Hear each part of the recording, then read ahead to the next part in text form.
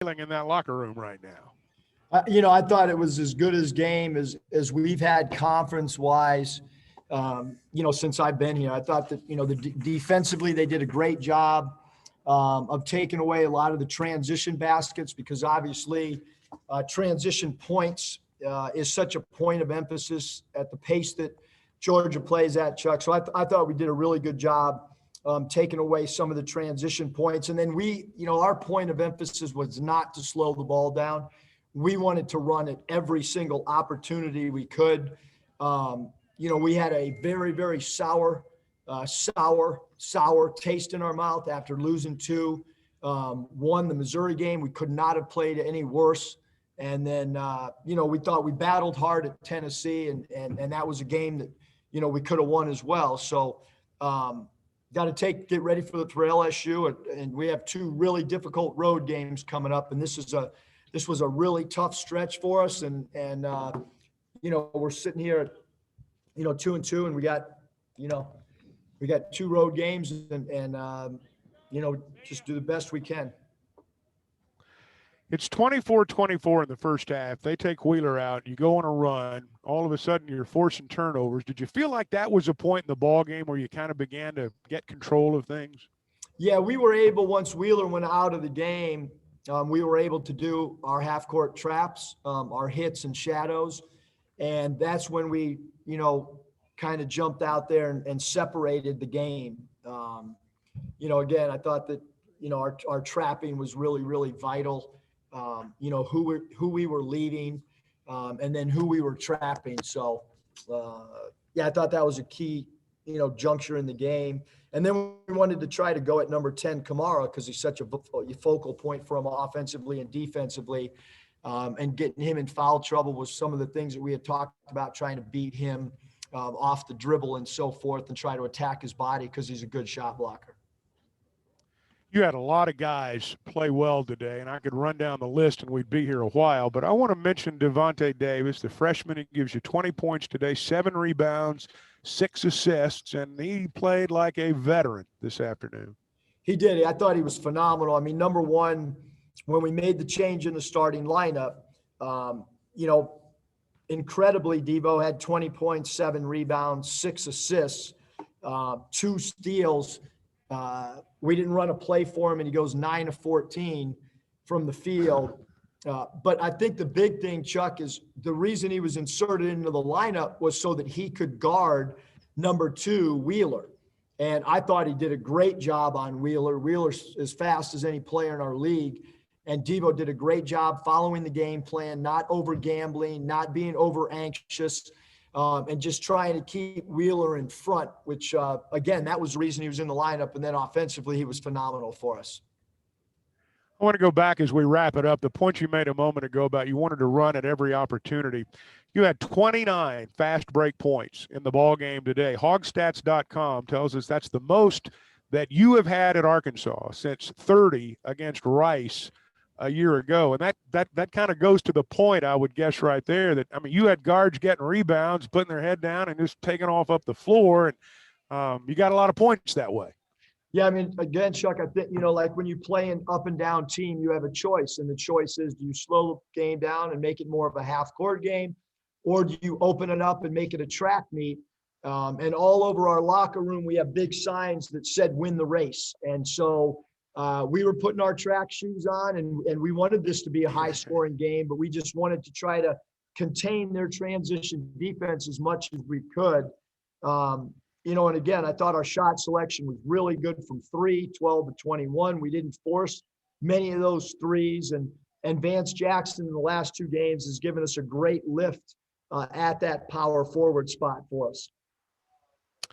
Well, Coach, congratulations. Great win today. Fun to watch. Thanks, Chuck. All right, Eric Musselman joining us outside.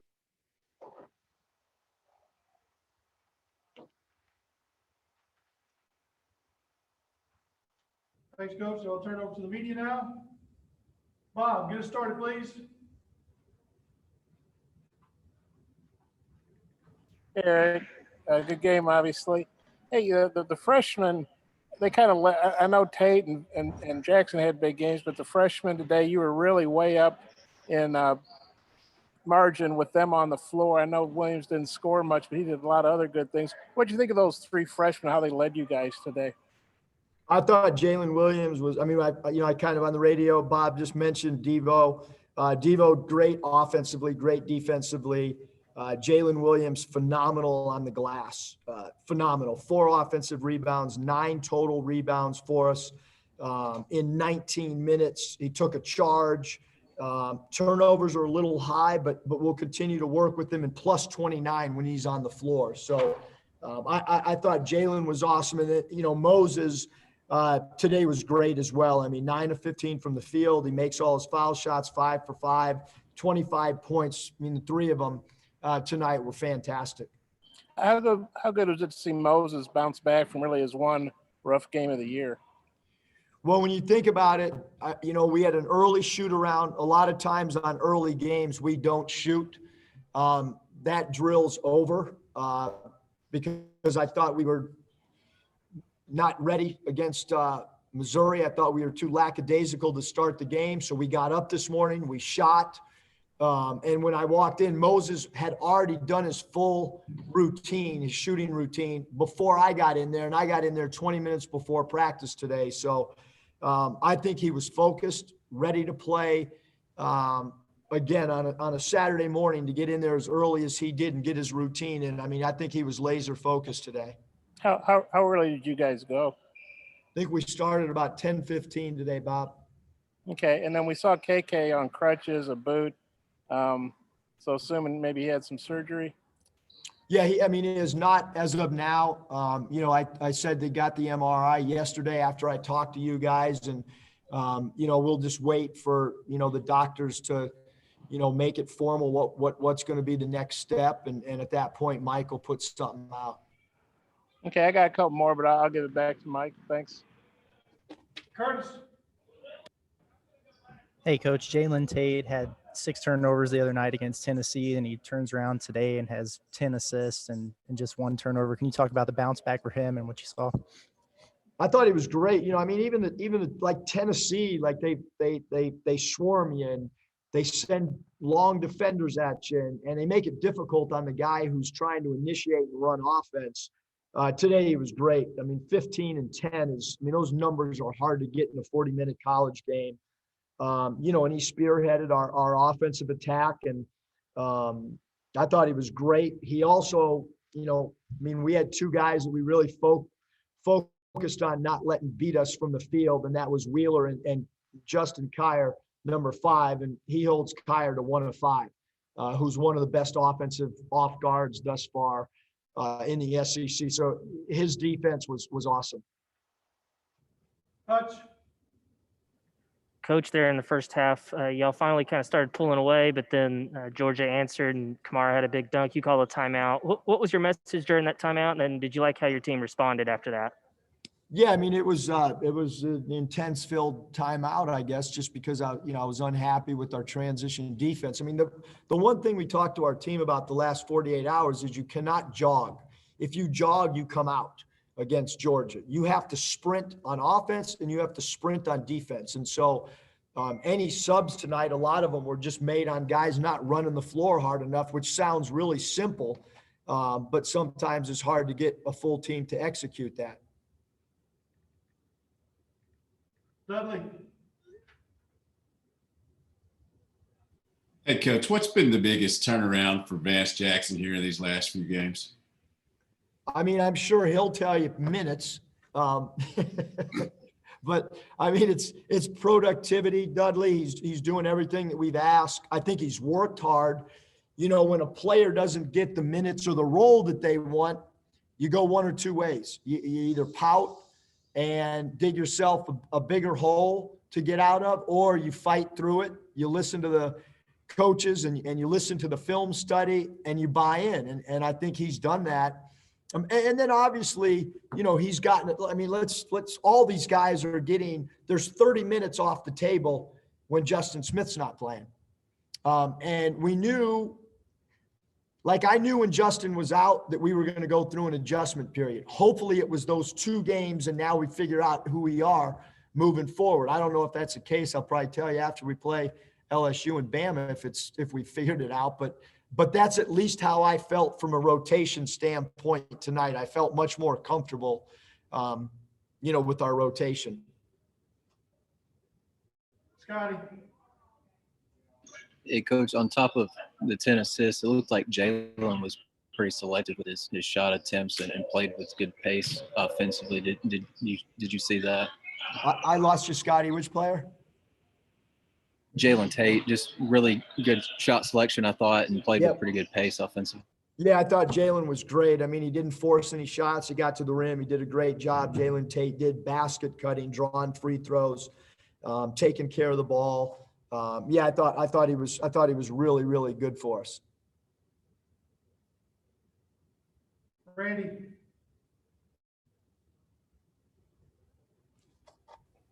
Coach, was a point of emphasis in sharing the basketball. You had 36 baskets, 24 assists.